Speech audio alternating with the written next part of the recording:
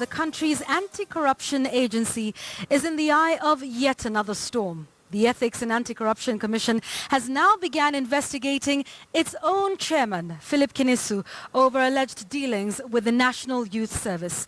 The EACC has enlisted the help of the Directorate of Criminal Investigations, the Kenya Revenue Authority, and the Asset Recovery Team to probe the chairman.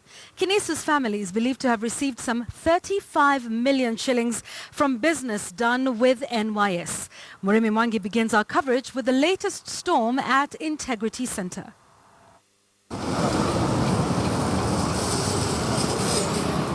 The entry of Philip Kinisu into Integrity House was seen as a new beginning at the anti-graft agency that is largely known for its controversies rather than the fight against corruption. Kinisu, who ought to be leading the charge against corruption, now has to face the multi-agency team, seeking to find out if he or his family benefited from the proceeds out of transactions with the controversial NYS. NYS is itself being probed by the EACC over several claims of grand corruption.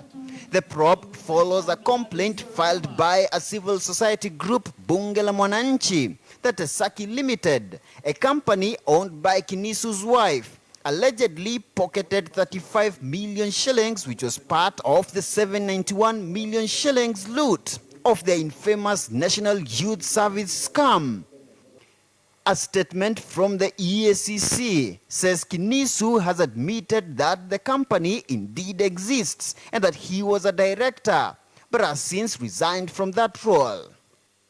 Preliminary investigations undertaken by the EACC, excluding Kinisu, revealed that indeed business had been transacted between the said company and NYS, as well as other government agencies.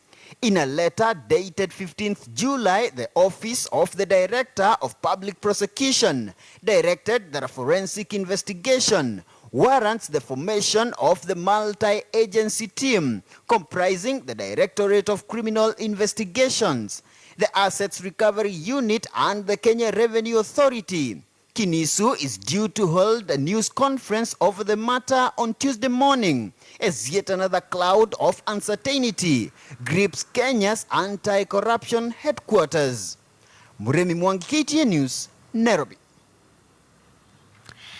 And that story forms the basis of our big question here tonight on Monday Night News. We're asking you, should the Ethics and Anti-Corruption Chair, Philip Kinisu, step aside to allow for a probe into his dealings with the National Youth Service? Should he step aside to allow for a probe into that?